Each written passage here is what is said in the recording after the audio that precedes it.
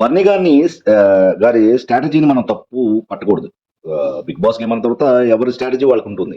కానీ ఆయన హాలీవుడ్ పెర్ఫార్మన్సే కొంచెం అర్థం కాని వాళ్ళు మాత్రం కొంచెం బుట్టలో పడిపోతారు.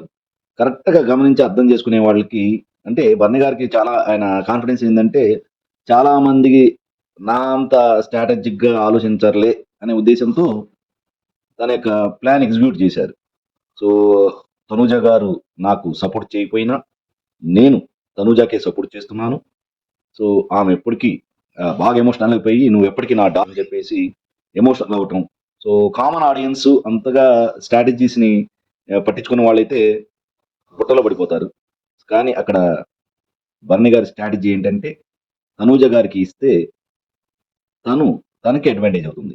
సో, అదే సంజన గారికిస్తే ఈయన బర్నీ గారు ఎలిమినేట్ అవ్వాల్సొస్తుంది. ఆమెకి ఇమ్యూనిటీ వస్తే బాటమ్‌లో ఉన్న లైన్‌లో ఉన్న బర్నీ గారు ఎలిమినేట్ అవ్వాల్సొస్తుంది. సో, దట్ ఈస్ బర్నీ గారి స్ట్రాటజీ.